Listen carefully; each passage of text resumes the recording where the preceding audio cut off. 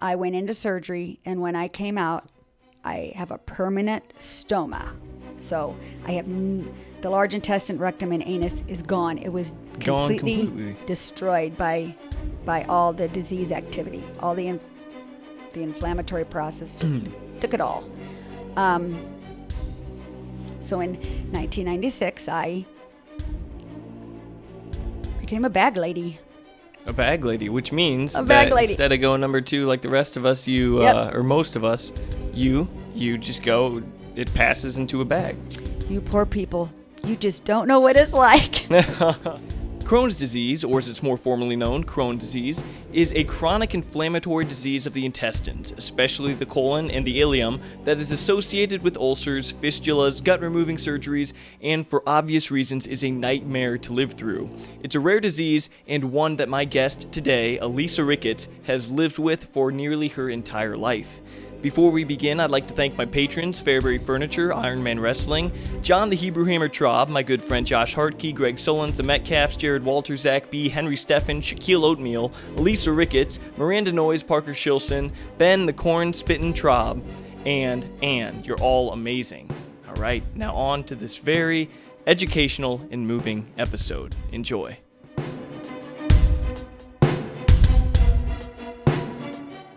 Alisa Ricketts, Alan Ricketts, thank you both so much for coming on to the show today. I appreciate it a lot. I think we have a lot to talk about, and it's going to be very interesting, so thank you. Oh my goodness, I'm so nervous. It happens all the time. Hey, I get nervous before every single episode as well, so don't even worry about it. Let's start things off with this, though. What exactly, let's just jump into the topic at hand. What is Crohn's disease, or Crohn disease, as I believe it's more formally called? What the heck is it? Well, Crohn's disease is an inflammatory bowel disease that commonly gets confused with ulcerative colitis. Ulcerative colitis is the large bowel. That's where it is mainly confined. So ulcerative colitis is the large intestine. That's where the disease, thickens the bowel wall, causes it to not work like it should. Mm-hmm. Crohn's disease is patchy. It'll affect anything within the digestive tract. So I tell people, it's like my daughter Jamie, one time we did a little presentation because she was going to Futures Unlimited before COVID hit. You take a marshmallow. So the marshmallow now is in your mouth. Swallow it. Forget that it's going to melt into nothing, but just visualize where the marshmallow is going to go. Down your esophagus, all the way out. Mm-hmm. Into your large intestine, small intestine, out through the colon. Out, your rectum and your anus, and it's going to go out. Mm-hmm. Crohn's can affect anywhere in your digestive tract, but it can be patchy. It can appear in your upper portion of your small intestine. It can then skip and completely go down to your anus. Mm-hmm. Well, in my case, it affected the terminal ileum, which is the part where the small intestine meets the large intestine. It affected that area to start with. Okay, before we move on, just to put it even more clearly for dum-dums like me, so you said it affects an area. It's patchy. What is it? What is Crohn's? Is it this pathogen? Is it a bacteria? What's exactly going on in these patches, like you said? Well, I wrote it down because I knew I would never remember. Okay. But Crohn's is an inflammatory bowel disease that causes inflammation in the small intestines. One big difference between Crohn's and ulcerative colitis, or they call it UC, is that Crohn's causes patchy inflammation, which means some parts of the intestinal tract are inflamed. So it is the inflammation. And other parts are completely normal. So It causes inflammation. Got it. That's what Crohn's disease and ulcerative colitis are. That's inflammation. Okay. So it's an inflammatory bowel disease, not to be confused with irritable bowel disease. Irritable bowel syndrome. Got it. IBS, yeah. That's what I originally was diagnosed with. Okay, real quick, pull your mic just a couple inches closer to your mouth. How's that? Just you. That's good. Bring it up a little bit. Did you like that? How's that? That's good. Is it better? Okay, perfect. Okay, So let me think here. What's causing the inflammation? What causes this disease in the first place? Because, I mean, do they know? I'm sure if a doctor was here, like my fabulous doctor at University of Chicago, he could give you a really good explanation. University of Chicago, man, Yeah, that guy's that's where probably I top go. tier. He really is. It's Dr. Rubin, Dr. David Rubin. I tell him she goes to the best doctor in the country. Really? He is really fantastic. Yeah, if he's at the University of Chicago, I mean, I'm sure he's probably pretty darn good. He specializes in Crohn's disease, I'm sure. Yeah, the gastroenterology department. How they've often explained it to me, because I tell them, make it really simple. I need it, simple, stupid. It's like your immune system goes into overdrive. So they theorized one time, I was talking to a doctor up there.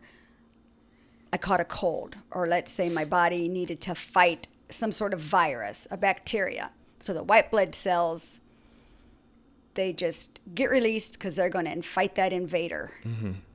You're going to kill the bacteria, kill whatever invaders come whatever in, is there. Well, they kill it, then somehow your body doesn't switch it from on to off.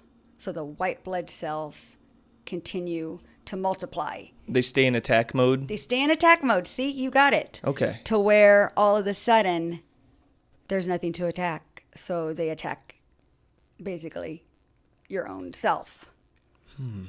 Interesting. It's a very interesting theory. And I did find this one thing where it said they have found that there is it's called Node 2 gene on chromosome 16 is a marker for the susceptibility to Crohn's disease. So it's a genetic... So it's got a genetic component, because that's when I looked up to see how rare is Crohn's disease now in 2021.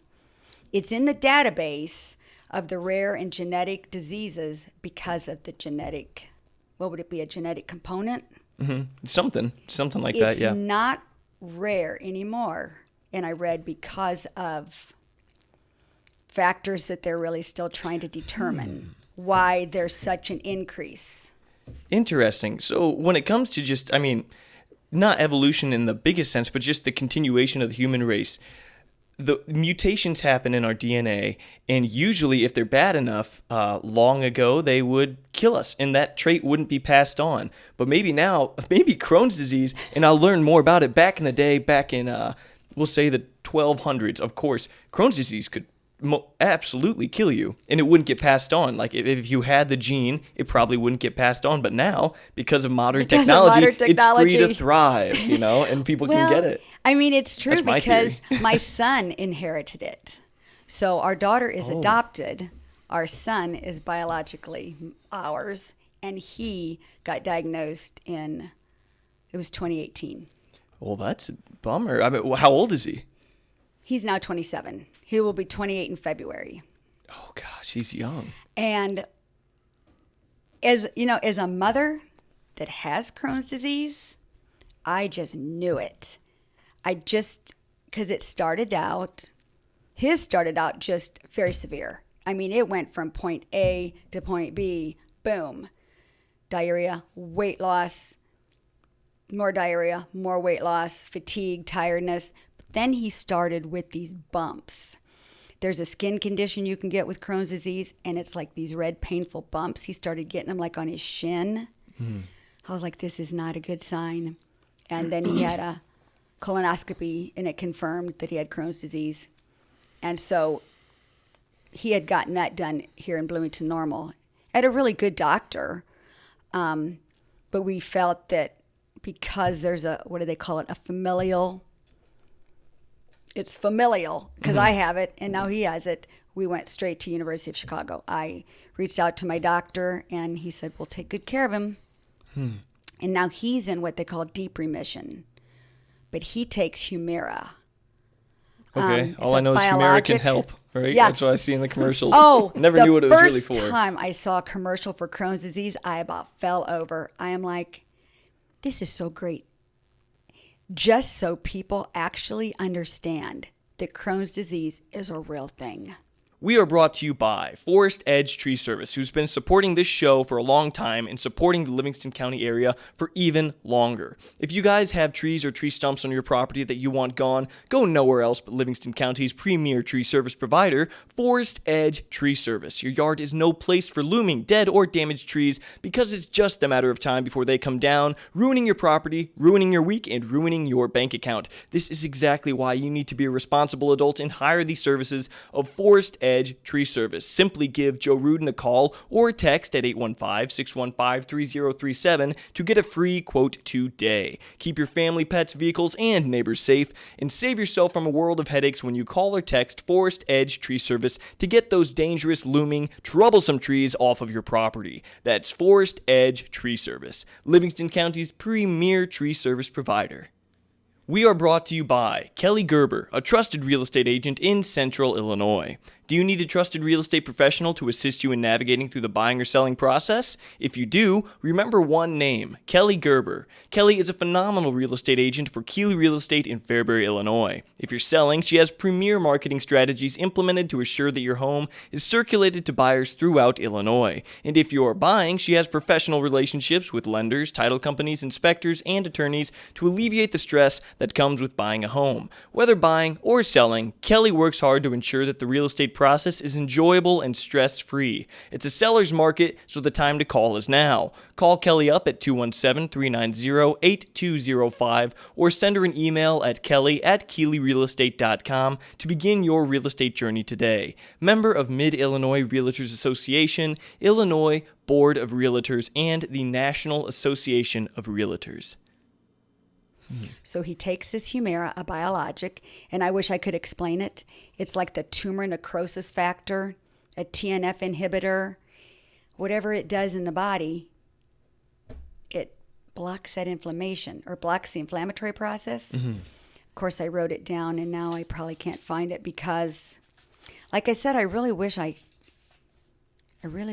was as smart as my twin sister. That thing you were talking about, that factor, necrosis factor, it's like a tumor necrosis microphage factor or something. It's one of the three main ones that come to help at the site where the inflammation happens, wherever the infection or the pathogen has breached the lining of your stomach or whatever it's in. Right. This free radicals, the necrosis factor thingy, they all come to the party, and then the problem is they won't leave the party, right? Isn't that that's basically the thing? They're like party crashers that stick around. Just the worst kind. They're spilling their drinks, and they are just drunker than drunk and making a big ruckus. They're ruining the house. That's really, when you think about it, the body is like a house, and these things are just wreaking havoc all over the place. So his party's under control right now. I mean, he takes this Humira, and he just had a checkup done, and he's doing pretty good. I wish there had been Humira in 1983, 84, when I was a young college student in Champaign-Urbana, going to Parkland. I thought I had finally escaped Fairbury, and I was never going back. And I was gonna conquer the world. That conquering didn't last very long. Right. And I want to ask about that really soon. But first, I want to ask, just for the sake of education, and I hope it's not too dark, but what is the worst case scenario if this plays out? What's the worst case scenario that can come about from Crohn's disease? Tell me, the detail. What happens? What can happen? What has happened in the worst cases? I used to follow a support group online on Facebook, and this gal was very popular. She had a huge support group. And she's actually what caused me to start my own support group on Facebook. And so now I have a support group on Facebook. We have 3,000 people. I have 4 admins that run it with me. So this gal, she was I really looked up to her. And then one day, it's all over all these support groups for Crohn's and ulcerative colitis. She had passed away. Mm-hmm. I'm like, what happened to her? Well, her disease never got under control. So the inflammatory process, in her case, it affected more than just her intestines. It affected some of her organs. Dang. And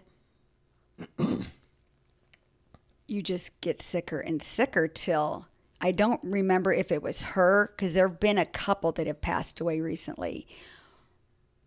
So I don't know if it was her or another gal, but you can develop septic shock. And then this organ failure, and then, malnutrition was involved with this one gal. You just get sicker and sicker. And I don't remember if it was pneumonia that she just couldn't fight it off. And then she passed away. Okay, so your immune system really goes down. I think, yeah, that's what I'm trying to get at. Your immune system just, I have a good friend that lived, when I was growing up on Elm Street, 2 houses away, she was the second house away from us. Make sure you get that number right. You don't want to ruin the story. Got to get it right. Don't ruin the story. Got to get these Elm Street details. houses right. We Elm Street kids, we got to stick together. We know our houses. She developed Crohn's disease and she died. We were such good friends. Holy cow. That's actually extremely rare, isn't it? I could actually cry about that. Wow. I talked to a doctor in Chicago one time. I said, if you really want to study Crohn's disease, you need to come to Fairbury. Because not only that, she died. My next door neighbor gal, who was older than me in school, she died from complications due to Crohn's disease. Hold up. No, that's enough to raise concern. If there's I 3 would think people so. with this exceptionally rare disease, it's not exceptionally rare, as we'll talk See, about. I could cry when I talk about Kim. Oh my gosh, it's just so sad. Anyway. But if there's 3 people on the same street around the same age it was that are her getting Crohn's disease. and me, then Kim. But not only that, what makes the story even stranger, so where we were on Elm Street, we're like a block away from Dairy Queen. So if you go back to 24, cross 24 and go another block and a few houses, an older gal that I'm really good friends with that goes and sees the doctors at University of Chicago, she ended up with an inflammatory bowel disease. I don't know if hers is Crohn's or ulcerative colitis. I never could quite figure out what she had. So she had lived there when I was growing up. So you get 1, 2, 3, 4 people within like a 3-block radius. That's Is that absolutely a little odd? Incredible. Yes, that's extremely odd. That's concerning, really. Well, and it gets worse. So then you go, so now we're over on Chestnut Street. So you get Dairy Queen, you get Chestnut Street. So go down Chestnut Street, like you're going to head towards Old Fairbury Hospital. People not from Fairbury will be so lost. People not from Fairbury are lost. But let me tell you, in my head, it makes perfect sense. So you go like 4 blocks away from where this older gal lives, and there's a young gal who developed Crohn's disease. When I say young, by this time, I'm already maybe in my 40s. And I was at University of Chicago, and I look up. I was reading a magazine, and I see this guy I know from Chicago, or from Fairbury. He's there with his daughter, and she's college age. We find out we're going to the same doctor, and she's got Crohn's disease. I said, that's really weird. So now we've got like 1, 2, 3, 4, 5 people within, a certain range of blocks that now have inflammatory bowel diseases. Well, how rare is the disease exactly? Is it 1 in 200,000 people? I don't know. If you look online, and if I was really smart, I would start my own database because you cannot hardly find any information. I tried before this, actually. Yeah. So See, what that's all I'm I asking. did find was I happened to find in 2015, they said there's 1.3% of people in the United States, which was like 3.1 million in 2015. In 1999, it was 0.9% or 2 million. But you cannot find anything like in the 80s when I was diagnosed. But if in 1999 there was 0.9 or 2 million, it would have been lower than that. And then you can find an interesting study that they did in Minnesota. Why they would have chose Minnesota, I don't know if, they chose Minnesota to do a study, some county in Minnesota. So from 1940 to 1943, the incidence rate was 1.0. So the incident rate is different than a percentage. So they were doing incident rates. So that's 1940 to 1943. It was 1.0. The rate in 1984 to 1993 was 6.9. So from that's a massive 1943 jump, right? to, I'm reading that going, seriously? What do you have? Are there any underlying causes that, like widespread causes in the country that might be contributing to this? Because it's no secret that the United States, we eat rather poorly. We don't exactly take into consideration the fine details of what we're putting in our body.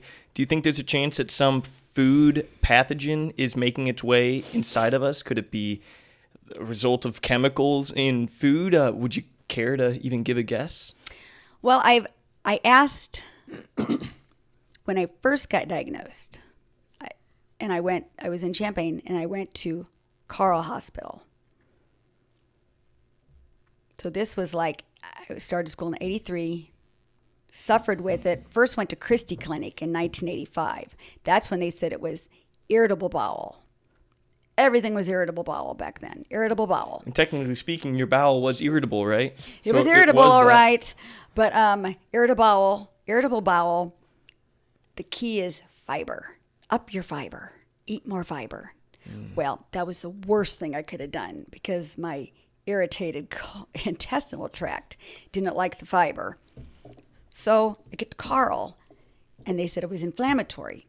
And they said, at that time, fiber's the worst thing. Can't eat fiber. Because fiber is kind of like, for a serious lack of a better term, it's kind of like pokey, right? It's an irritant to your... Yeah, you want it to clean out your intestinal tract. Fiber's really good. It like brushes the sides of the intestinal tract. Right, and there's different kinds of fiber, There's soluble, different insoluble. Right, soluble, insoluble. I had to learn all about Metamucil and Consol and things you drink. And I about drove myself crazy with this food thing. We are brought to you by Outworn Solutions 3D Printing in Fairbury, Illinois. We've all been there. You're trying to repair something small or large, only to end up needing a small little annoying part that is specific to the thing that you're repairing. But you don't know what the heck the name of the part is, and you can't find it online for a reasonable price, so you just pull your hair out and throw the whole project in the trash. This is precisely where the incredible services of Outworn Solutions in Fairbury, Illinois come to save the day. Outworn Solutions is a 3D printing service which uses state-of-the-art 3D printing software and hardware to create any and all of those small to medium parts that you need to repair your, say, hot rod, your golf cart, your coffee machine, your cuckoo clock, your refrigerator, literally almost anything, and they do it by printing detailed parts into existence using a variety of strong, sturdy, and flexible filaments such as nylon, carbon fiber, copper, and other thermoplastics. John Fairs is the owner and operator of Outworn Solutions, and he doesn't only make replacement parts, but he also makes custom creations as well, such as custom vases, frames, product mock-ups,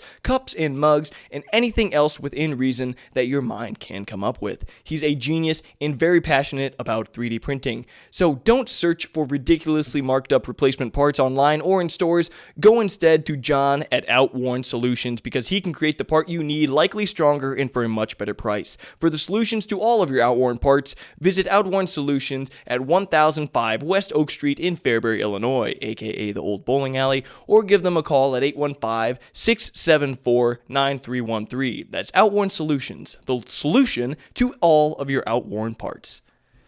We are brought to you by Fairview Haven Retirement Community in Fairbury, Illinois.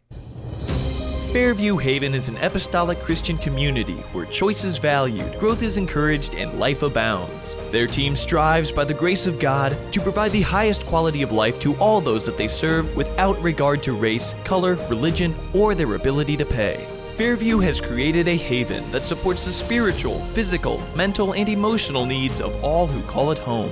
Here they seek to embrace life and honor the dignity of all of their residents and their right to make choices for themselves in a safe and nurturing environment. This unprecedented level of care extends also to their staff, who are loved, cared for, and appreciated beyond measure.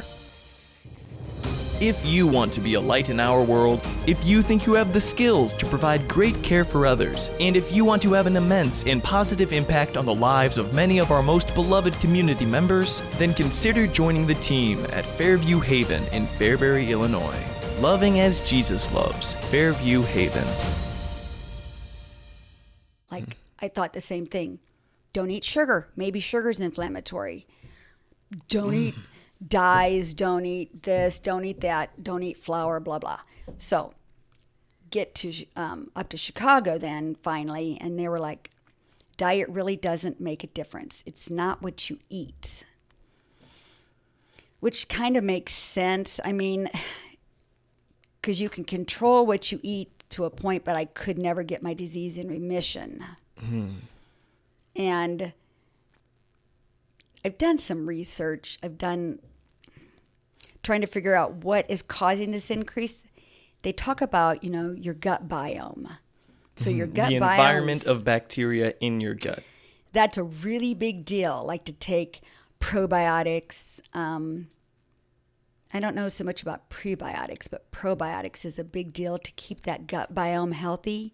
Fermented foods, fermented drinks to really nourish the good bacteria in there. They talk about that I was not a breastfed baby. Me and my twin were born 2 months early. We were whisked from Fairbury Hospital to Peoria. That's just how it goes. I've had, years ago, doctors would ask, were you a breastfed baby? I'm like, no. Can I ask one question also? Were you, I know you were twins, were you passed naturally or was it via C-section? My mother, God bless her, she had us naturally. Okay, because sometimes I know that when you miss out on the important, birth canal bacteria, you can really miss out on some things that will boost your immunity later on. That's crucial. You're entering into the world. You have to be equipped with the necessary tools and things. But if you're just removed through the stomach, Sorry, son. That's funny. I had a C-section. Oh, man. He was planned, not planned. I mean, he came a little earlier than he was supposed to, but he was always going to be C-section. Right. Just because Crohn's had done some dirty deeds down in the area that's very crucial for a baby to pass through. Right. Like what exactly? Because I want to talk about, if you don't mind, because people are going to be curious. I mean, we want to know exactly what the worst parts of this have been for you, on a physical level. If you don't mind saying, what's the extent of your surgeries? Let's see. Yeah, we'll get back to going. Okay, so I was in college. Right, yes, okay. And I wanted to give a shout out to my fabulous college friends who didn't realize how fabulous they were, like Dawn and Carla and Nancy and Alan. Not you, Alan. Me and my Alan. Alan's a great guy. We lived in the same apartment complex, but we were really not friends. You and Alan lived in the same apartment complex? Country Fair Apartments. So my friend Alan Loeb and my friend Mike Thomas, he was great. My friend David that I worked with, they were just all really cool friends at that time when I didn't understand why I was so sick. Oh my goodness. I felt like I had the flu every single day. My college, I only went 1 year because I knew something was dreadfully wrong. I had a job at Carl Hospital in dietary that I really liked. I just knew something was wrong because it progressed from constant diarrha. Well, which is nothing to sneeze at. Oh gosh, I hate diarrhea. I was very Oh my word. When I can remember being 2 and 3, and my grandma would have to give me enemas. You were 2 and 3 years old. I was always constipated, so something didn't work.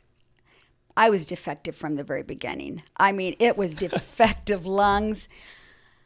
Then I couldn't go to the bathroom. I thought it was perfectly normal to be constipated all the time. I can remember being 10 years old. We lived in the country. My dad lost his hand in an accident at a place of business outside of Chatsworth. He lost his right hand.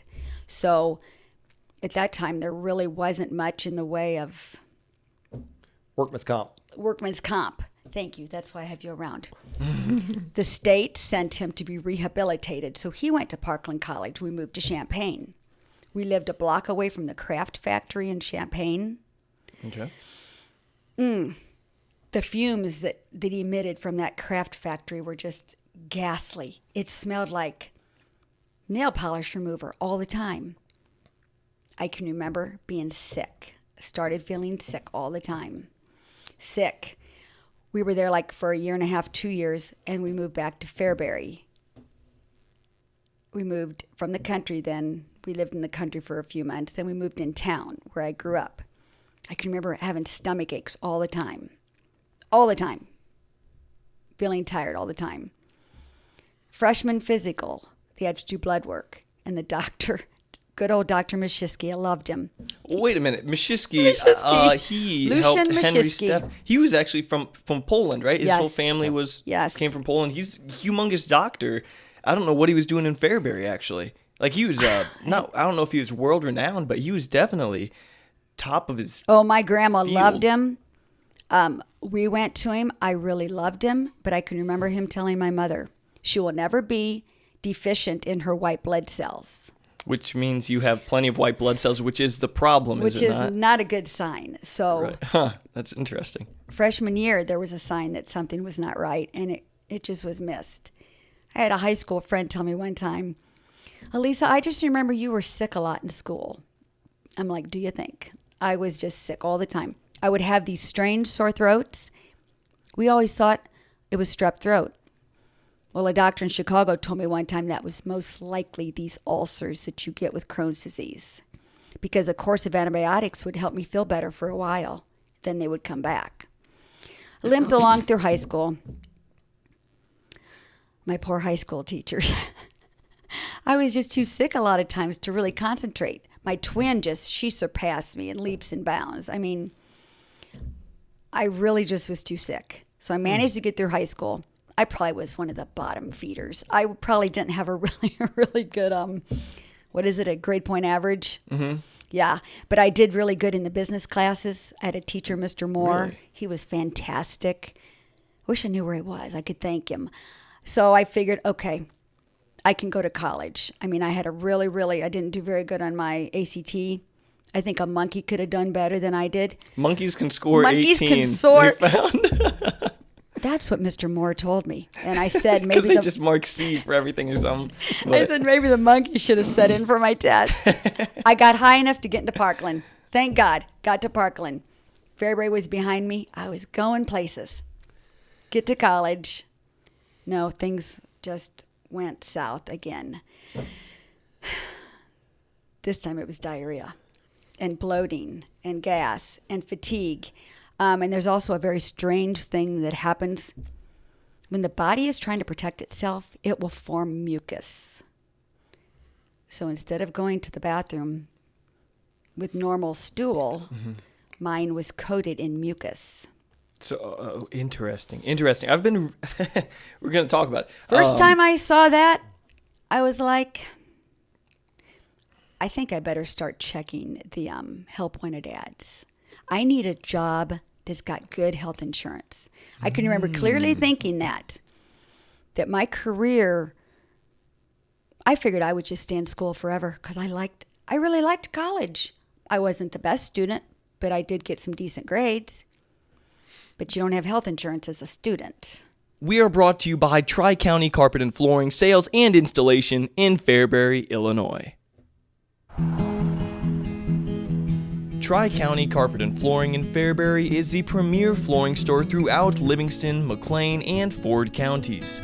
From choosing the perfect flooring to measuring and installation, Tri-County ensures top quality products and services. Their trained professionals boast precise measurements, straight cuts, and perfect fits, while their showroom houses a multitude of gorgeous, top-quality, name-brand carpet and flooring options in the latest styles and colors that are durable and long-lasting.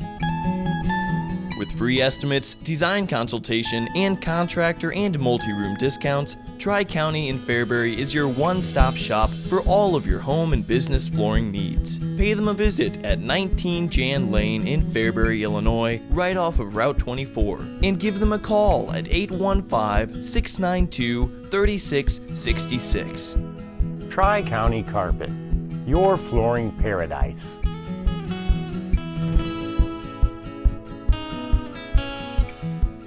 We We are brought to you by Marshallone's Pizza in Fairbury, Illinois. Look, I'm a pizza enthusiast, a pizza savant. I know my pizza. Every time I'm in Fairbury, Illinois, or within 15 miles of Fairbury, I am ordering Marshallone's Pizza because Marshallone's Pizza is amazing. Not only that, they also offer a daily happy hour. So if you call between 4 and 5 p.m. and order a pizza, you get the second one of equal or lesser value for free. Restrictions apply. You can even call at 4:45 p.m. and order your pizzas, pick them up at 8 p.m., and you will still get that happy hour discount. How amazing is that? For the most delicious pizza around, head nowhere else but Marshallone's Pizza in Fairbury, Illinois. Call them up and place your order today at 815-692-4602 and pick it up at 405 East Locust Street in Fairbury, Illinois. Marshallone's Pizza.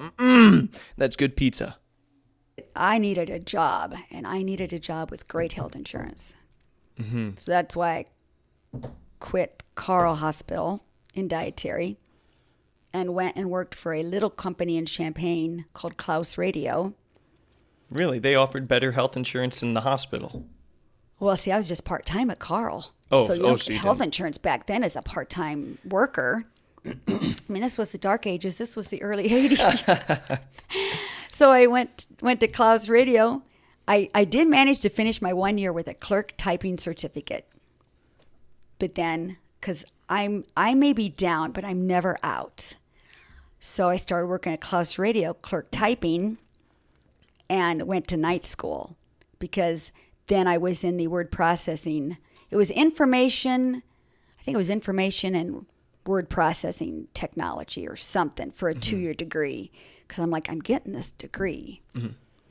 Because Klaus was fabulous insurance. It was Blue Cross Blue Shield. I think it paid 100% after a certain deductible, which was good because nothing still was going right.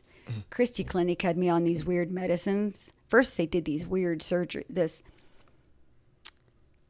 did a test on me. They found I had this anal polyp.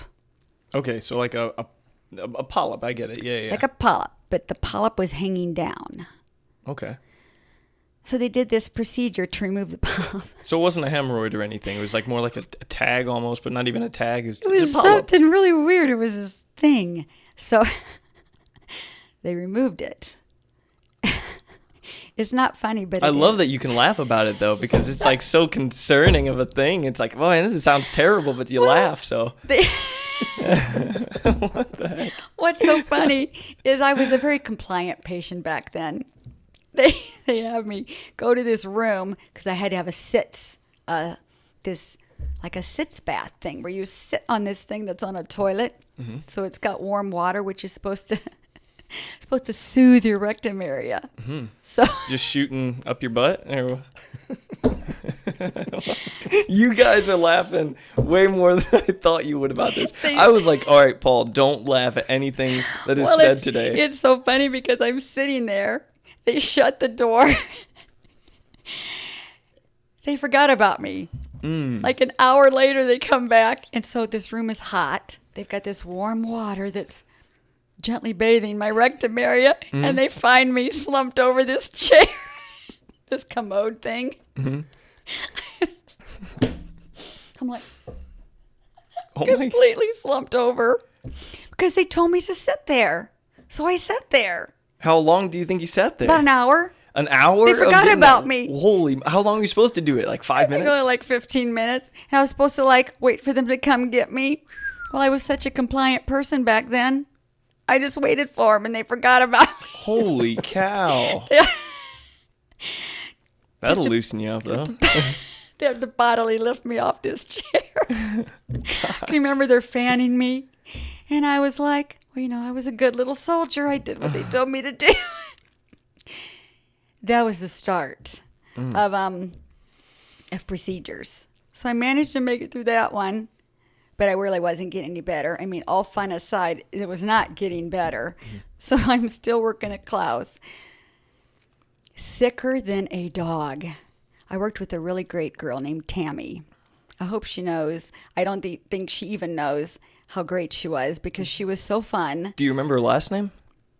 Well, now she's married. She was Tammy Frith at the time, and now she's Tammy Carswell. Just in case she sees this. I think that's your name, Tammy. I'd check, but I don't know where my phone is. Anyway, she was Tammy Frith when I knew her. She was so hilariously funny. I was losing everything. I would lose pins. I would lose my papers. She'd come around the side and, hey, I found your stuff.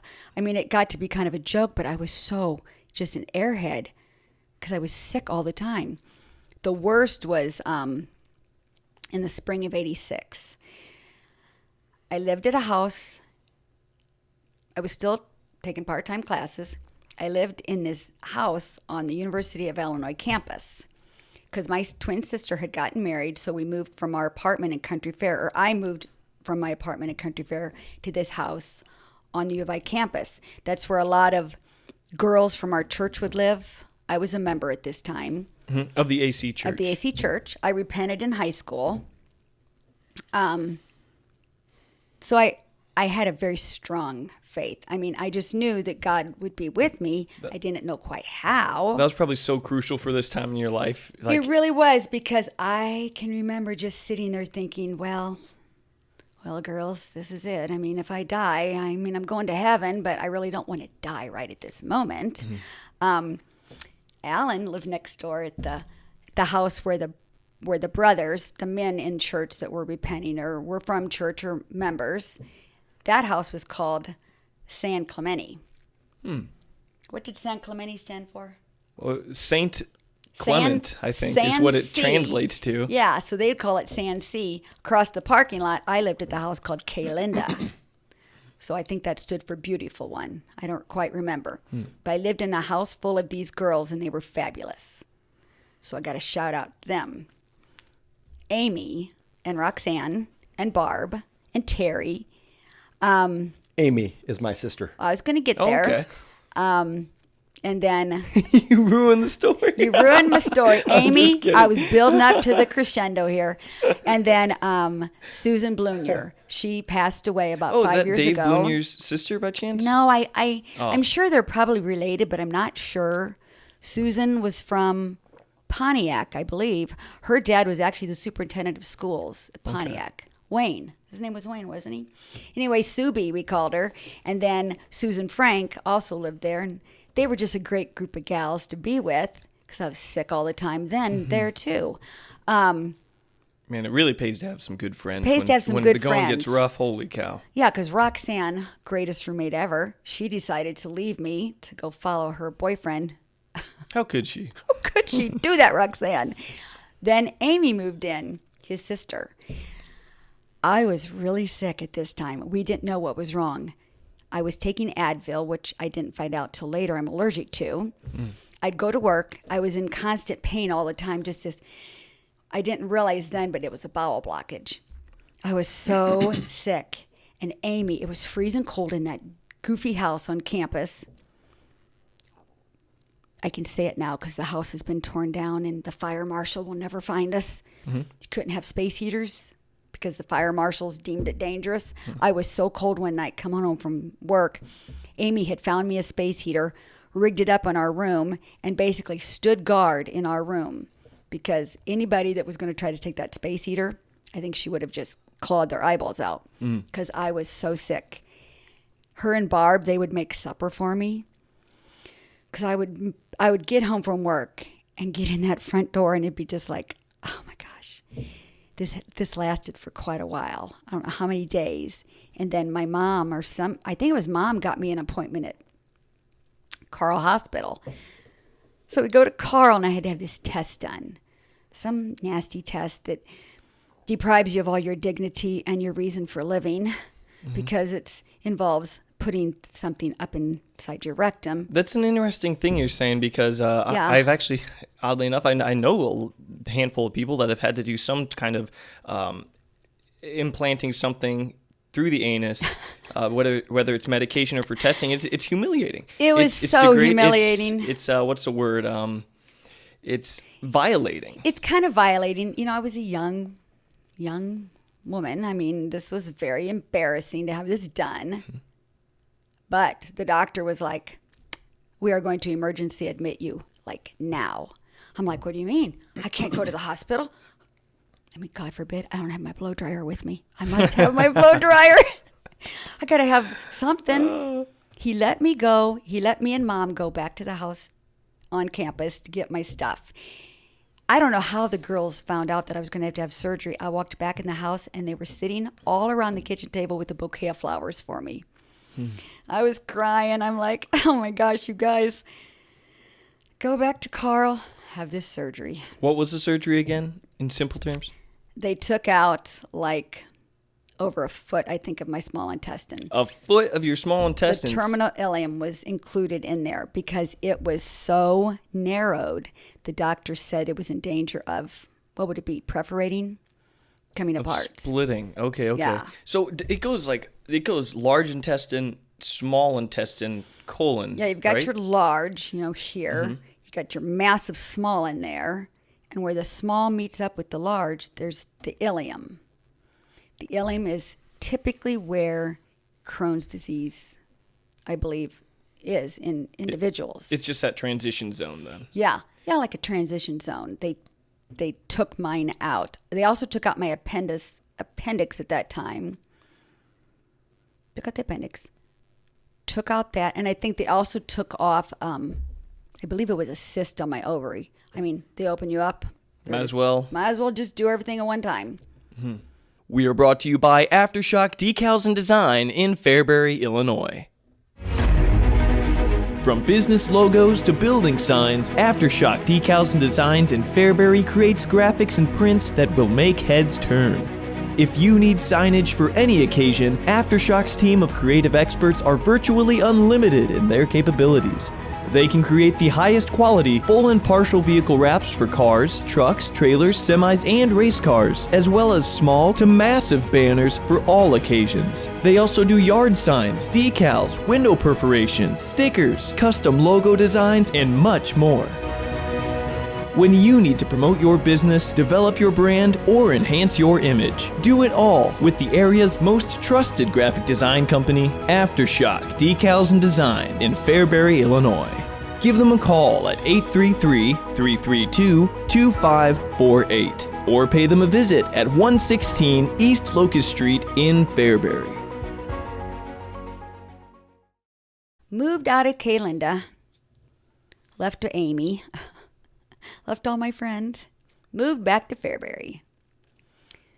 That was kind of bad in itself because I thought I had left Fairbury behind. But when you get really sick, things that you didn't think were important become extremely important. Mm-hmm. I needed my mom and dad. My sister was gone. She had gotten married. My younger sister, I think she was still in Champaign. I needed to get back to Fairbury. I knew when I started dreaming of Fairbury in my sleep, I literally would walk the blocks of Fairbury if I'd lay in bed at night. I needed to get back. So I got back to Fairbury. It's really a nice town. I mean, I enjoy Fairbury. It really is. I think I decided right then that my dreams of going to Colorado, my dreams of just going anywhere, were probably going to be on hold for a while. Then I started working at State Farm. I thought, this is great. I had a friend, Barb, from church who worked at State Farm. I worked in the, it was the old Illinois Regional Building, which is now, I think they use it for training or something. It was off of Oakland Avenue. Started working at State Farm. Got a job in word processing. Didn't finish my degree, in large part due to the fact that I couldn't get the time off that was necessary. I had a group of computer classes I needed to finish that were only offered during the day. And I couldn't quite get it done at the job I was working at. So I figured, well, I got a job in word processing at State Farm. That was using a lot of what I went to school for. It was a really good job. A lot of money, very stressful. I underestimated the stress level of it. Stress doesn't cause Crohn's disease, but it can make it so much worse. Well, something really interesting that I think about. First of all, one question that I want to ask. You got your small intestine removed. It's at the bottom of this GI tract. It's between the colon and that transition zone in the large intestine. How did you use the restroom after that? Oh, well, I was able to use the restroom as well as anybody can go to the bathroom. That didn't happen till much later. Like, I still was all fully connected. They took a foot in 86. So they took that terminal ileum, but then they just hook you back up. They take... Oh, they just stretch it out? You have a lot of small intestine. Mm-hmm. So when they took it out, then they just they chop that out or whatever, and then they just kind of put you back together. Yeah. Oh, okay. Yeah. There's plenty of it's a stretchy, bunched up thing. They call it like anastomosis site. They just kind of put it like this. That's how they explain they did mine, end to end. Mm-hmm. Okay. Started at State Farm. Quickly realized things were not going very well. It wasn't the job. It was the fact I was feeling just like I was before I had the surgery in 86. So in 88, I had another surgery where they had to go in. I didn't lose a lot that time, but they found that the surgeon that did the surgery in 86 at the anastomosis site, how they explained it was unraveling. So they had to fix it, and they laid it like this, they said. So more like this rather than end to end. I don't quite know what that would look like in there. Whatever that means. But it appears to me like when they did it this way, it would make it wider. So instead of going like this, they like crossed it somehow to make it stronger, they said, and make it sturdier. I think I kind of get it. It sounds like welding. Something kind of. They just couldn't put it back like it had been before. So that surgery in 88 was done at Carl. I went back for my checkup like 6 weeks later. They had assigned me to I will not mention because I never talk negative ever, only to my family. I never say a doctor's name if I didn't have a really good experience. He was a very well-known doctor at Carl, gastroenterology department. He was a little bit perturbed that he had to take me on as a new patient, I believe. I think it was my surgeon must have left or something, why I ended up with him. Mm-hmm. He told me that he didn't want to see me again, that apparently there was no need for me to follow up with the doctor. I don't know. Somebody as smart as him should have understood that Crohn's disease patients, you're pretty much going to have to be followed with a doctor the rest of your life because it's a chronic, lifelong condition. So he just left me hanging. So from 1988 to 1990, I had no doctor. So I tried to manage this on my own. State Farm was that wasn't cutting it. It was too stressful. So I kept going down in jobs. Mm-hmm. So I left that job, took a job in Pontiac, working for a tax. They did taxes and audits. That was a pretty great company to work for. But even that was still stressful because I still felt sick all the time. Well, in 1990, I decided to be a nanny. Why I got this great idea to be a nanny, I thought I know what my thought process was. If I'm a nanny, I'll be by a bathroom all the time. And I can go to the bathroom when I need to because the diarrhea was back. Really bad.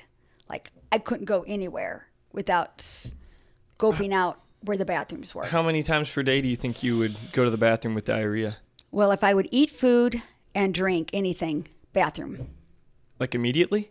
Pretty much. Drink and eat. Eat and drink, go to the bathroom. Did you ever not eat? Like, I've heard of some people with Crohn's disease not eating for an entire day.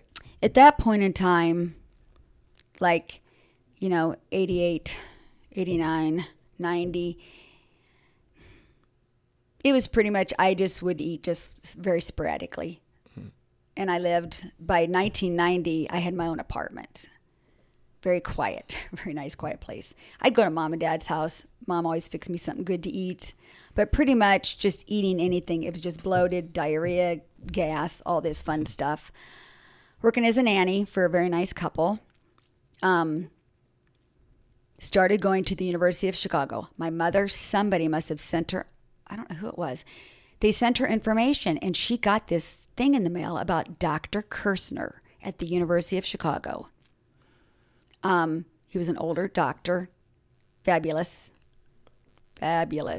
He actually did he start the gastroenterology department at University of Chicago? Maybe. Joseph Kirshner. Made an appointment, decided I got to go somewhere. Went up to him, and at that time, it was like my colon was spastic. So he started me, it sounds really crazy now, tincture of belladonna.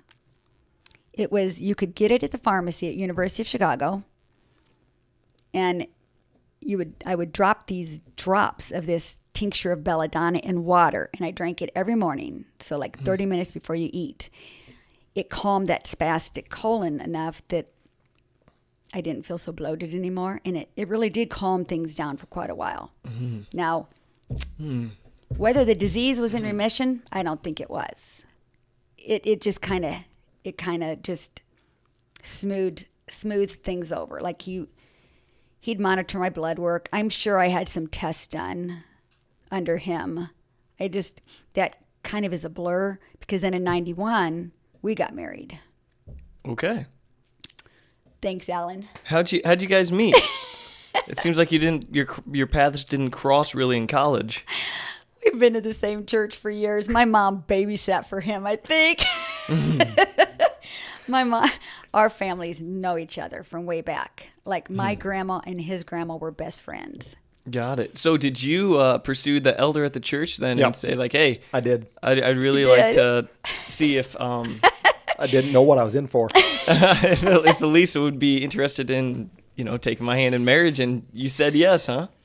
And I still say, 30 years, I'm still married to my best friend. Aww. Are my hands cold?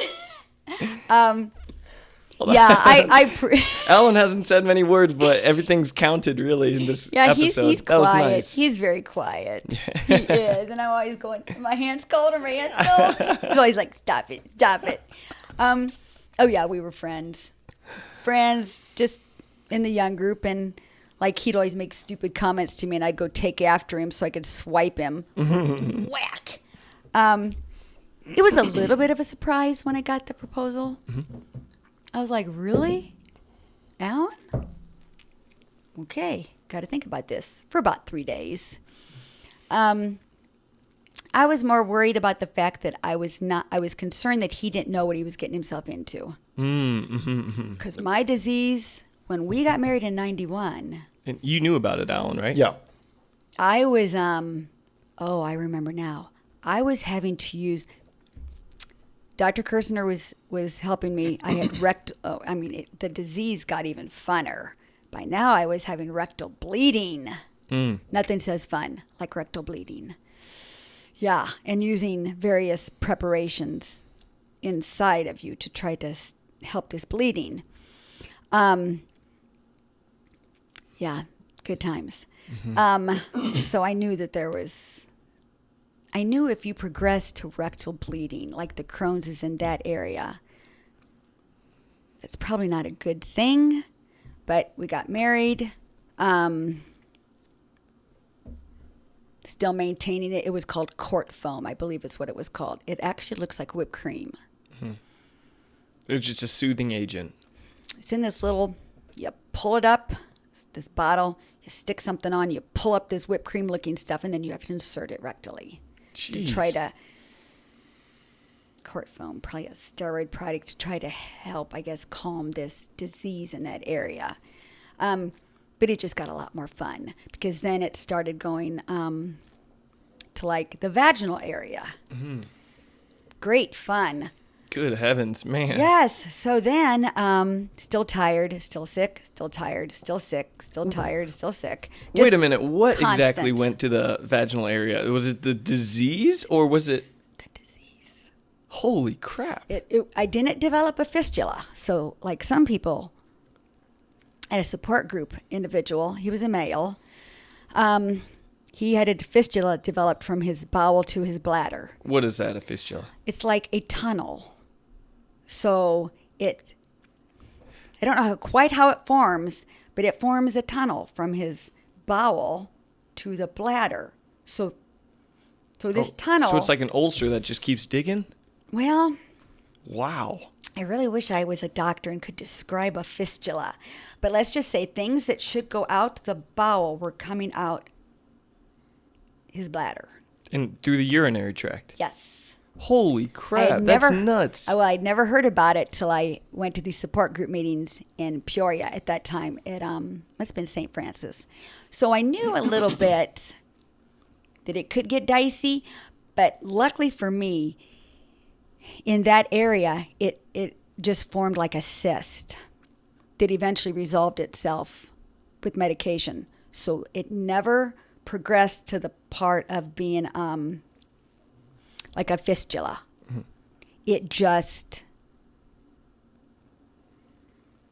It formed a little bit of scarring. So that was a lot of fun. And I remember I really wanted to have a baby. Wanted to have a baby.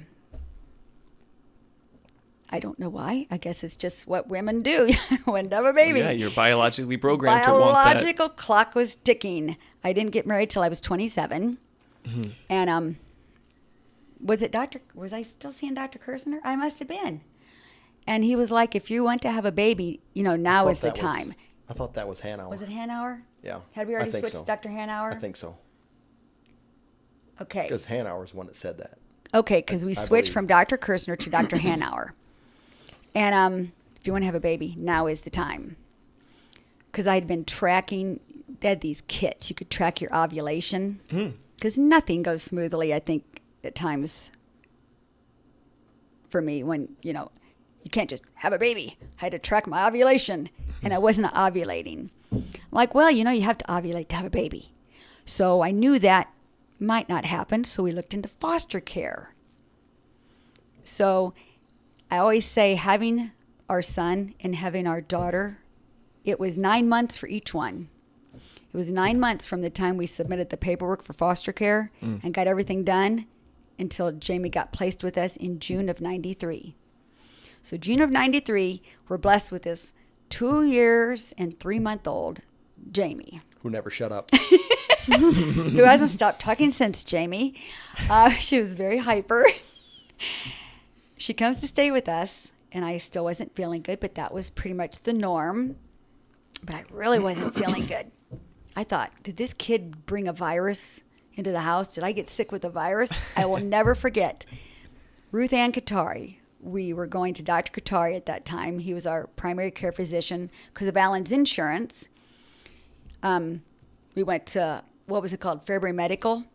So Dr. Katari was my doctor. And they were kind of concerned about me, with my Crohn's disease, so they ran some blood. I'll never forget the phone rang. I pick it up, and Ruth Ann Katari says to me, are you sitting down? I'm like, oh, just give it to me straight. I just know my white blood cell count's probably elevated, and I'm really sick. She goes, no, based on the blood test, you're going to have a baby. Wow. And at this time, Jamie was loony binning around the house. I was in the bedroom talking on the phone, and she's just running around like I don't know what. I can clearly remember, I feel so bad. I clearly remember looking up to the ceiling and telling God, oh, you have a sense of humor. Because I was so sick. I had this maniac 2-year-old. How? I had always envisioned, just like I envisioned I was always going to move to Colorado and live in a log cabin and, I don't know, have a great job doing something. I don't know. I never got to that part. I figured when I was pregnant, I would just 9 months rub my stomach like a Buddha, enjoy my time. Oh, no, that is not how this worked out. I had a 2-year-old and expecting a baby. The one blessing of it is the disease went into remission just almost immediately. There's something there. It's interesting. Pregnancy hormones. Oh. Pregnancy hormones. Progesterone, stuff like that, or whatever. They said it's kind of like a natural steroid. And I went into remission and had pretty much a really uneventful pregnancy. I mean, I did have a few complications, ended up with this mass in my groin area that really hurt. Had to get that taken care of, but otherwise pretty uneventful. We planned for a C-section. Figured that was the best thing because of the prior Crohn's disease in that area. They did not want anything to happen, like an episiotomy, because Crohn's disease, if they would have to make a cut for the baby to be able to come out. That's an were- episiotomy. Yeah, they were worried that Crohn's disease would start in that area. Ah, I see. Because of the excessive inflammation or whatever, the cuts, The the white blood excessive cells. inflammation that would and have to just a come. cut, and so we planned a C-section, which was fine. He was born, everything's great and dandy. He was a good size. That was 94. Feeling pretty much on top of the world. Come home. We already knew we were going to be able to adopt Jamie. While they were in there, because they open you all up, for a C-section. Well, it was just a little bitty incision at that time. But he could see enough that they did a tubal. Because they pretty much told me they have really no idea how I managed to conceive Alex. Because my ovaries were just nothing but, he said it looked like, kind of like saran wrap. When you twist it like this. I don't know, he's just my little miracle baby. So I had a tubal done then. So I knew, What's a tubal? They have to it makes you where you can't have children anymore. They what is it? They cauterize the ovaries, the tube where the egg comes down. Okay. So it's called a tubal ligation. Right, that's what I thought. It's like tubal ligation. I didn't know that's what you meant by tubal. No babies can come anymore. Okay. We had talked about it beforehand because he knew that I'd already had 2 miscarriages. Oh, I'm very sorry for that. I know it's well past that, but that's Well- never exactly leaves you from what I've seen and heard. It was kind of one of those that when it happened, I'd already had so many other things happen. It wasn't like a huge shock. I guess I started just looking at it more clinically, like, okay, why is this happening? So by the second time, what's going on? Apparently, my ovaries, there was just a real problem. So we had already discussed, I left it up to the doctors. At some point, you just have to realize that God gives these physicians knowledge to know what to do for you. If my ovaries are in that bad of a shape, because I'd already had a lot of cysts also, a lot of large cysts on those ovaries. So they did the tubal. So Alex was the one and only biological child. And Jamie's the one and only adopted child. Got that covered, girl and a boy. Got home from the hospital. 3 days later, the rectal bleeding started. So I went out of remission just as fast as I went in remission. And then when he was 7 months old, I had to have a bowel resection. Another one. Resection. So I had a bowel resection, that's what they call it, in 86. A bowel resection in 88. Because anytime they have to go in and take a little out and resect it, it's called a bowel resection. Okay. So 1994 was the 3rd bowel resection. That's all a blur because I was more worried about the children at home than I was me. I don't hardly remember that surgery, as weird as it sounds. They did the bowel resection. I just remember coming home, with this big long incision. My sister-in-laws were fabulous. I should shout out to them. Marie, that is Alan's brother Brian, his wife Marie. Alan's brother died in 2010 of a brain, what was it called? Multiform? Glioblastoma. A glioblastoma. He died of brain cancer. But at that time in 94, Brian and Marie lived outside of Fairbury, and Marie would come and help me all the time. And then, Julie and Sarah, they did what they could. Amy was already long gone. Was she in? Where was I don't know where she was then. Her husband then was in the military. But, I have really good sister-in-laws. My mother-in-law, Jean, helped out a lot. My mother helped me out a lot because I had these 2 kids, and Jamie was pretty high, very, very hyper. Somehow we got through that, but then it still did not end. I was still having terrible symptoms. So 95 comes, and I had to go back in the hospital, and they had to do anal surgery because my anus was closing shut because of all the scarring, apparently. Like So they built up did- scar tissue. Yeah, it's like built up scar tissue. So they had to insert dilators in this surgery to open it up. Nothing says fun like that. Get done with that surgery. And through it all, I try to find the positives. because, I had these children at home. So I didn't want them to think that, there was something terrible wrong with mommy. So, because in 95, Alex was only a year.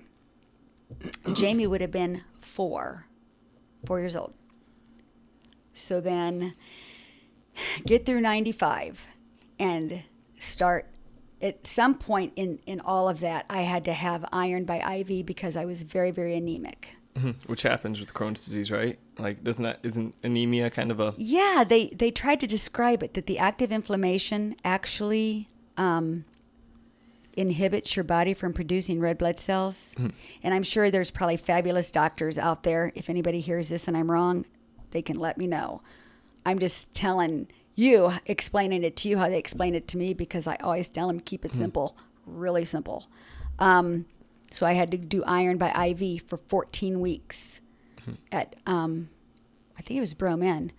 And my dear grandma now, who's in heaven, she would go with me. My grandma would go with me. She did it I think it was every Friday, wasn't it? For 14 weeks. Bless her heart. She'd go with me. The nurses got to know her. They'd call her grandma. I'd had to sit in this recliner chair, and I was allergic to the iron by IV. So they would have to give me medicine beforehand to kind of make me sleepy, to kind of counteract that allergic reaction. And my grandma, bless her, she'd feed me and the nurses Skittles the entire time, because it took like 8 hours or something. I cannot tell you how important it is to have family when you're sick. Even if maybe the family doesn't understand the disease, or they don't understand why you can't be cured. It's just, there's just no words. Sure, yeah. How important it is to have your family. So my grandma and my mom, they got me through this 14 weeks of this iron by IV. Is that iron by IV? Yeah. Then I had to, at the time I was seeing a hematologist, Dr. Zhang. And then he had to do,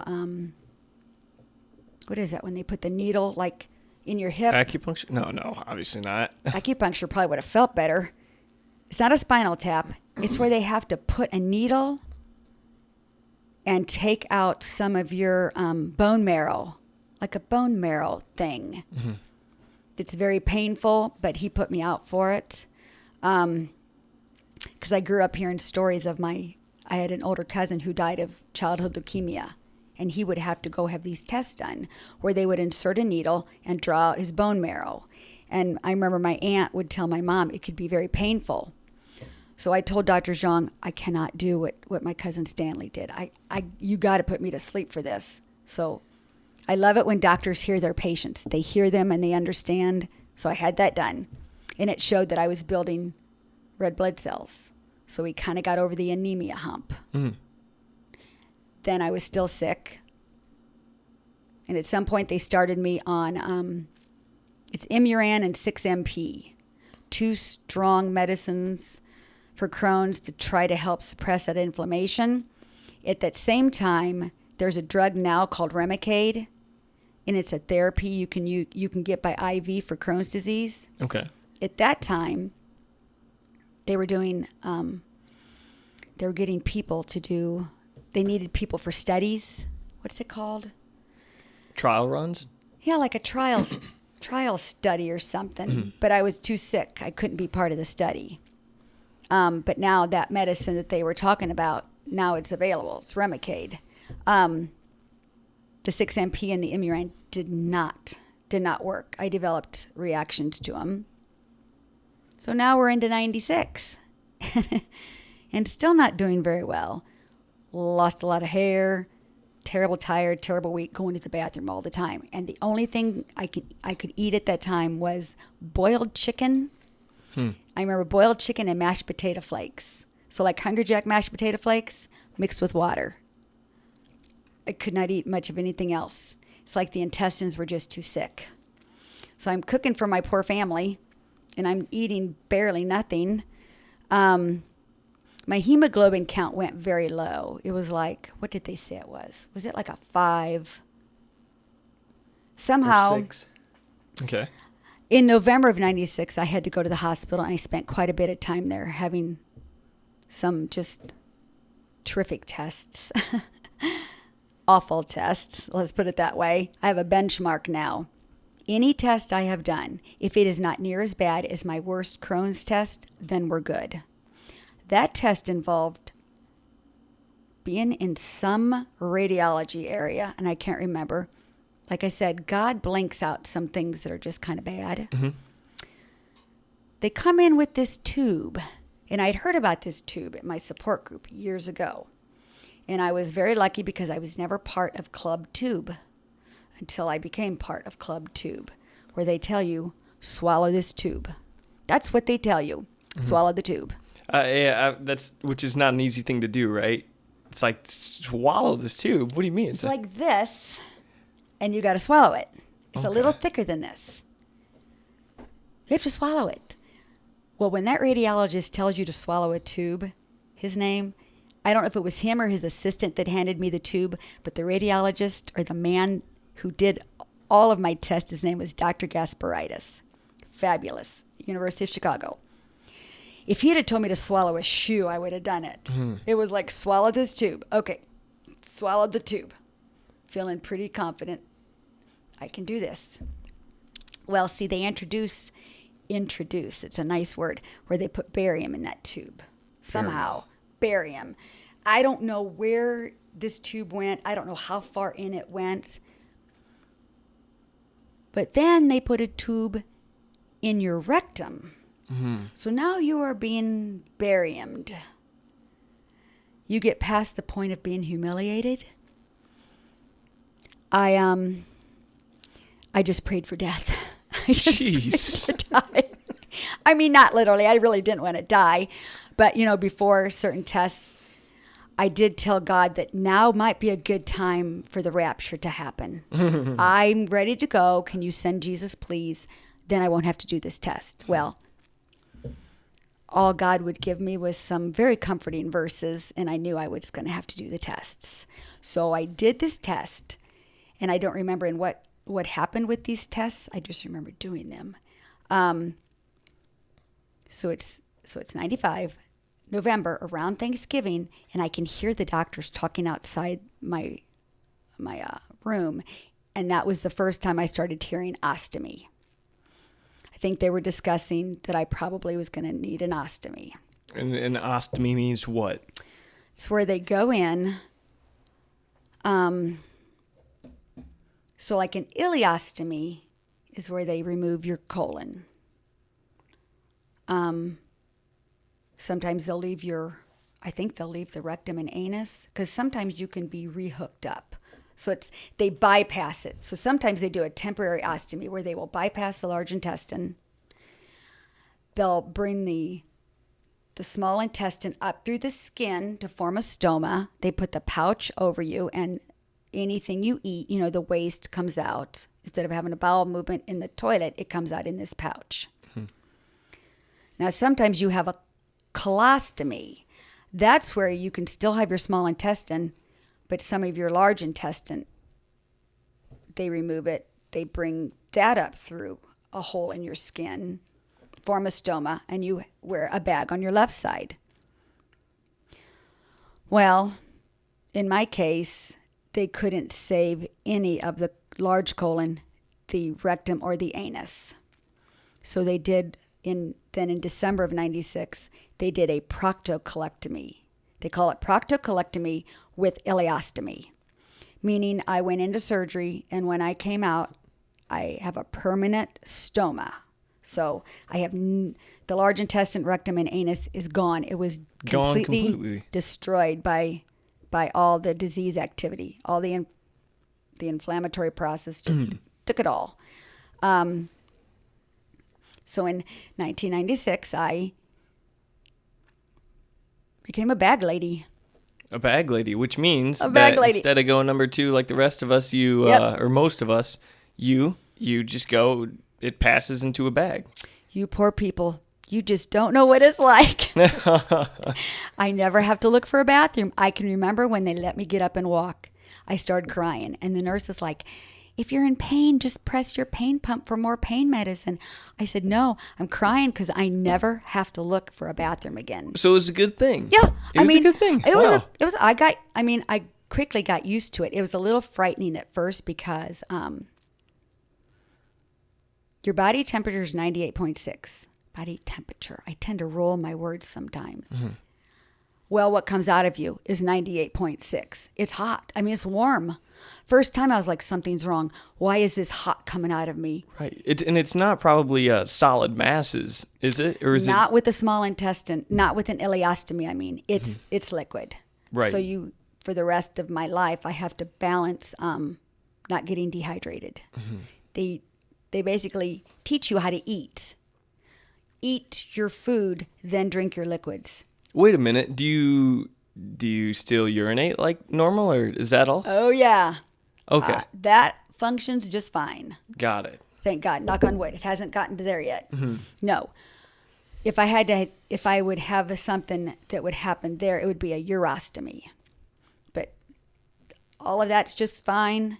It's just the bowel. So now then, let me think here. Wham.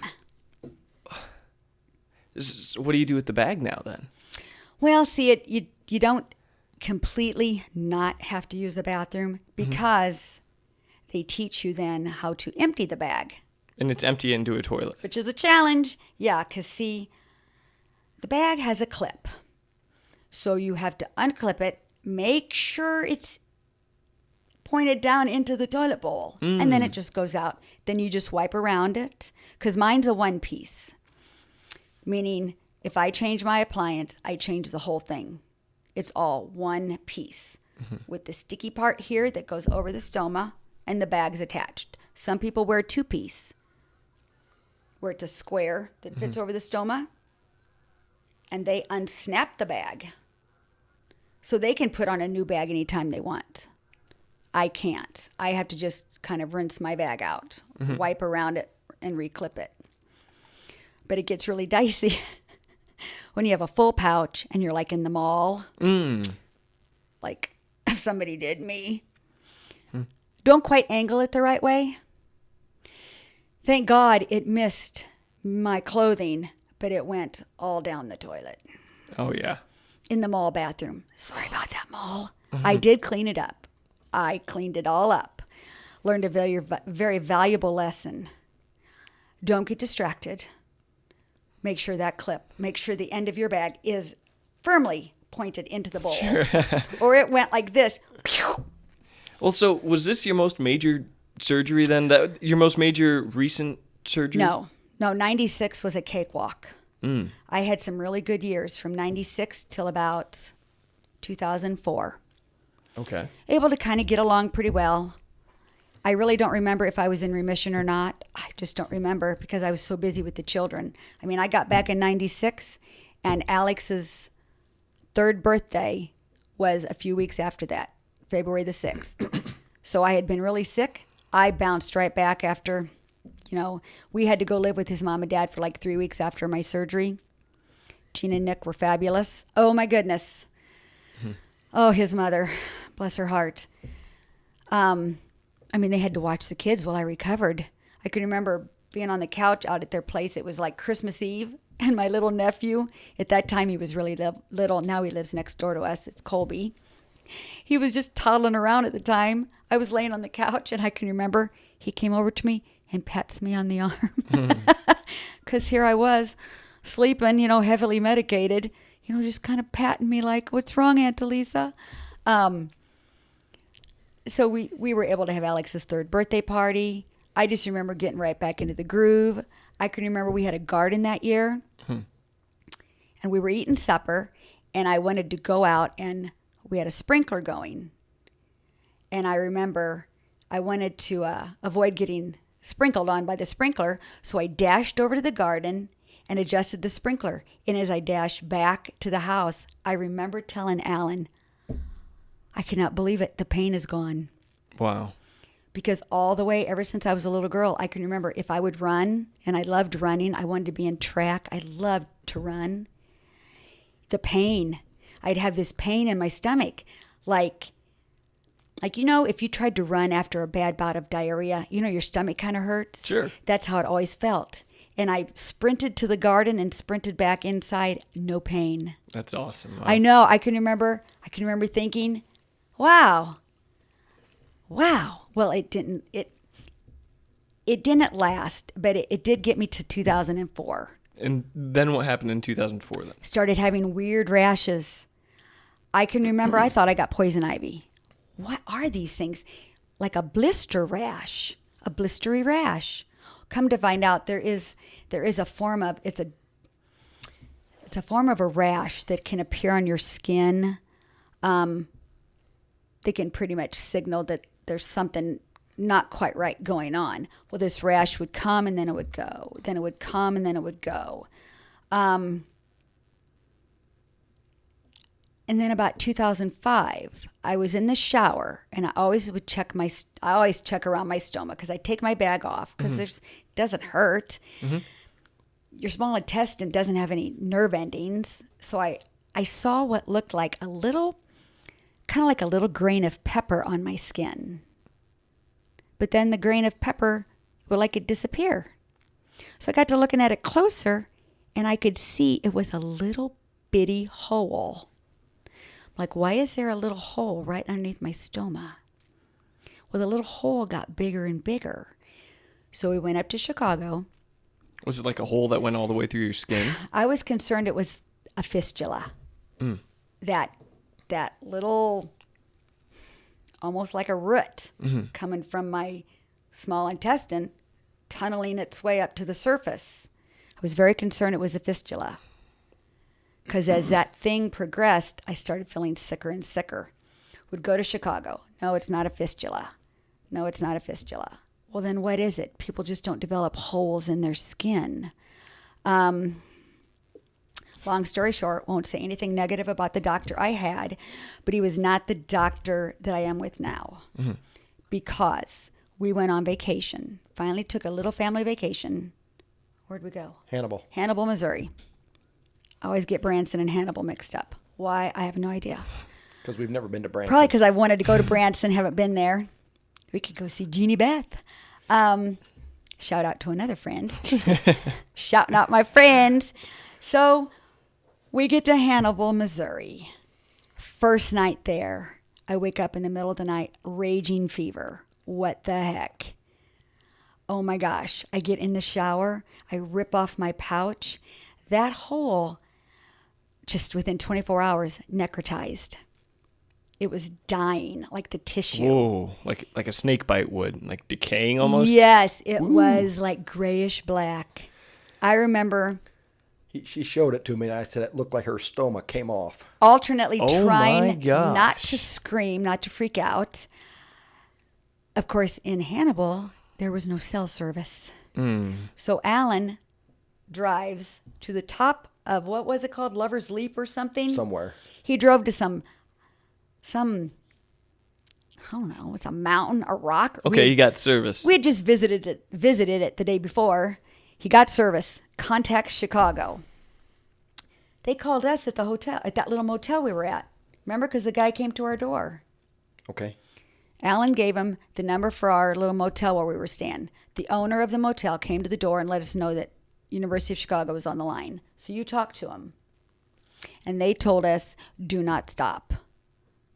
You know, first they asked if there were any hospitals in that area. And I was like, I am not going to some little hospital. So we drove from Hannibal. We did make a pit stop. We went back to as we got to the Shinoa exit, we went to Fairbury. We couldn't take the kids with us. Couldn't take the kids with us.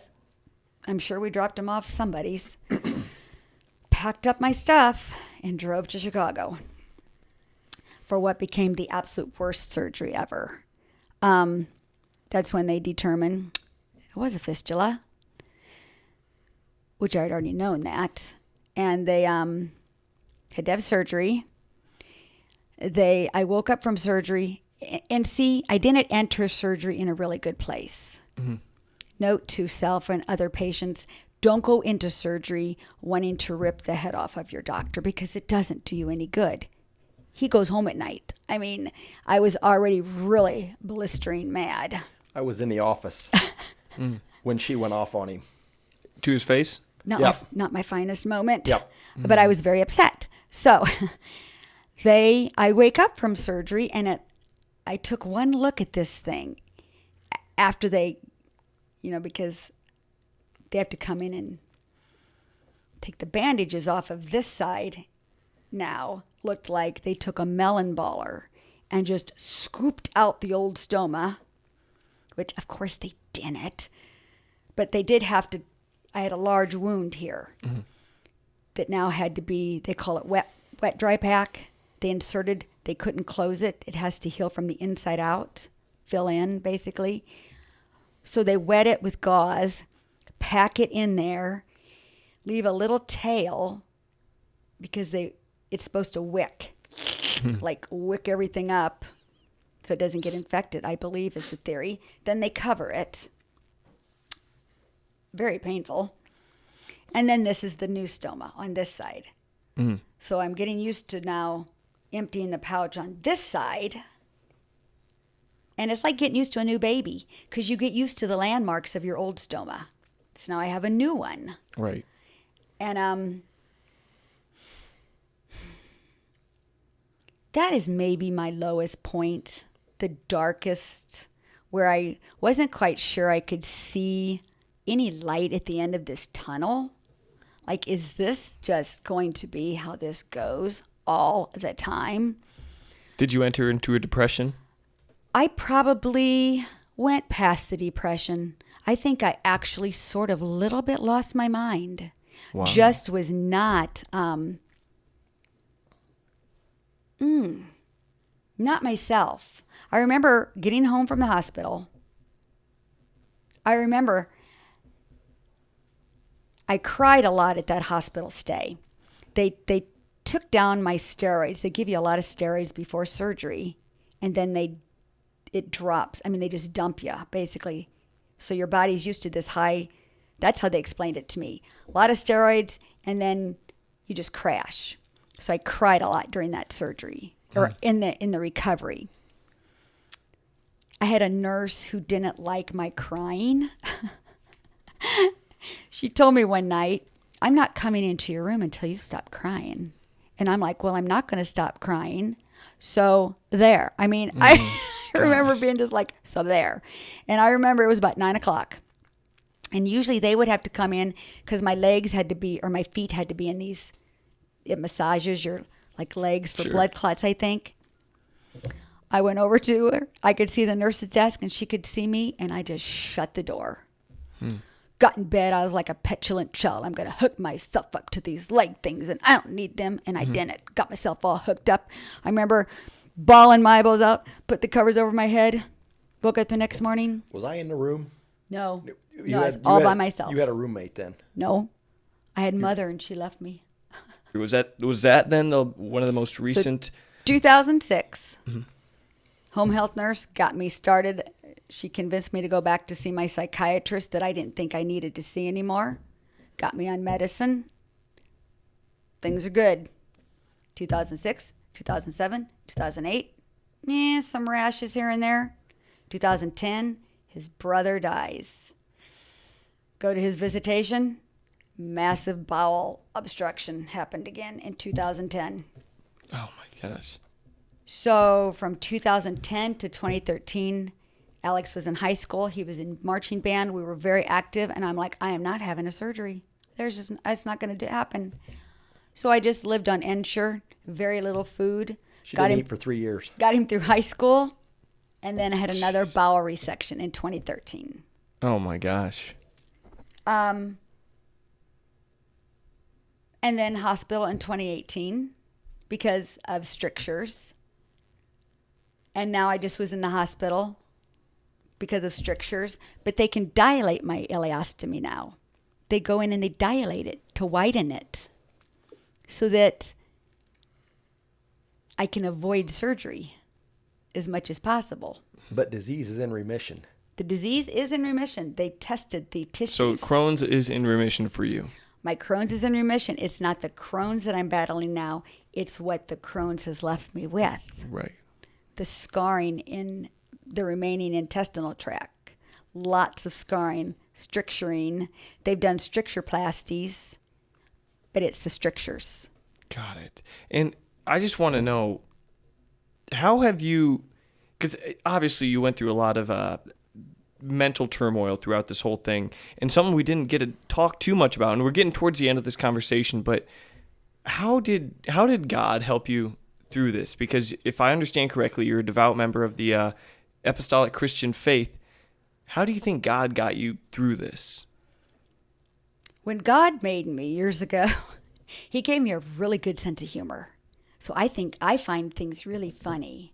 Bowel humor is huge. I got this book, The Foul Bowel, and I actually know the author, John Bradley. We met on Facebook, hit it off. The book is hilarious. I forgot to bring it for him. I laugh. Add it to my bookshelf. People might have questions. Oh my gosh. I laugh at funny things. I find things really funny that maybe other people don't.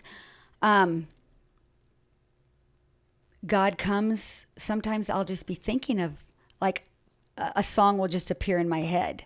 I think sometimes I have a lot of, I can't understand the Bible maybe as well as other people. So God speaks to me in other ways. A lot of it's with song. He has allowed me to work through a lot of things. I had a lot of,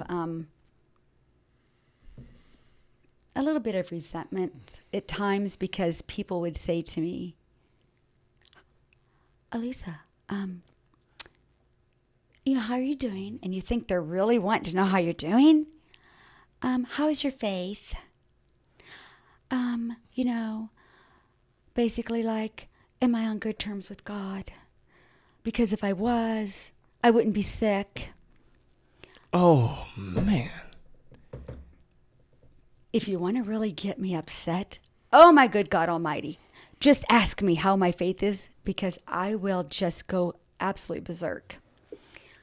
Because if that's one thing people don't ever have to worry about, I have an immense faith in God, because I did not get this far without the good Lord's help.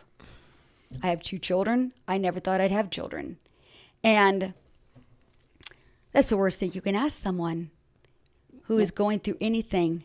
Never ask them how their faith is in God, or how do they stand with God, or be very sanctimonious because you live in a really super nice house, nobody in your family is sick, and then pat yourself on the back thinking that you are doing everything right and I must be doing everything wrong.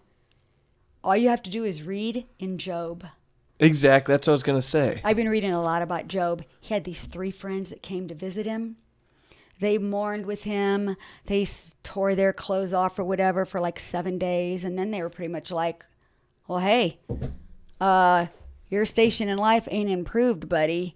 What are you doing wrong? Yeah, they're like, well, what are you doing wrong? They're kind of like silent for a while, then weren't they? They They're proceeded, in solidarity, they mourned with him. And then those 3 decided to give him these big, long lectures about how he must not be doing something right. As if they know exactly how God's working, like as if they know his plan for you. It's like, it's really... all you have to do is know me to know that I am the most, what's the word for it?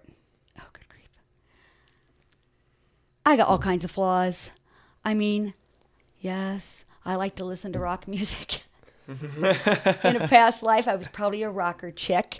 My cousin Terry and I, we bond over rock music. So yes, I do have some things I like to do. I'm not the most perfect Christian, because if I was, I don't know. I mean, Jesus is the only perfect person. And I may not. You won't even try to trick people into thinking you are. Oh, no, because I am it is me. This is me. I am very real. I like that. I appreciate that. You're I'm a real. very real person. Authentic. Authentic, yes. I don't always follow the model of being a, like, apostolic. I don't always wear the uniform correctly. Some people still do. I can't anymore because I don't have the hair to pull it off. I can't pin the head covering because I get sores on my head. But, it's God knows me. And I really like people. I get a kick out of them. I do. I always make friends with the lowliest people anywhere you go, because they're the ones you need. Like housekeeping in a hospital, because they'll clean your floors in your bathroom. One thing that I always used to try to tell myself, especially when I worked at Denny's. You get all sorts of walks of life that come into Denny's. And when I go visit nursing homes now, is Jesus saying, what you do to the least of me, you do to me. that's just a clear reminder. It's like, look at how you treat the least of us, and just like, hey, look, that's Jesus. Oh, it Technically is. speaking, it could be Jesus if God did want to manifest himself in the world in that way. Like, I mean, I have seen Jesus in the people that transport me to the procedure rooms. Just my latest hospital stay really has changed me, just opened up my eyes. I don't know why, but it just did. It really did change me profoundly. It was an unexpected hospital stay for 4 days. I got to talk to so many really cool people about Jesus, just back and forth, going to the transport guy. We shared our love of Christ just going to this test. you were evangelizing from the hospital bed. Had a That's great funny. hospital gown on. I'm sure my hair looked really on point. But yeah, we got to talk a lot. And if I don't do great things in this world, that's okay, as long as I can do great things for God. That's all that really matters to me. In the end, all that material stuff isn't going to get me to heaven. But I sure hope when I get there that I have some good stories to tell. Right. Wow. Well, Alisa, your story is incredible. It's remarkable how positive and peppy of a person you are, how humorous you are, given the circumstances that you've persevered through. It's almost puzzling, but really it's incredible. I think you're going to inspire a lot of people just by them hearing this story. I hope I do. I really hope I do. And I hope they get a little bit of understanding of me, that an invisible illness really is invisible. And if they ever want to know anything, they should just ask me. Yeah, I think people are going to learn more I about this hope they disease do. than ever before just from this, because this has been fascinating for me. It's like a disease that you hear the name of, but you never really understand exactly how it works, the side effects, the chronic nature of it. This has been eye-opening, to say the least. I'm glad. I'm really glad that I came on this show. I was doubting myself this morning that I'm going to make a complete idiot of myself. I think you did wonderful. I hope. Both of you. Well, thank you very much. Yes. Seriously. Absolutely. It has been a pleasure. We'll cut it off here. Thanks. Okay, very good. All right. And cut.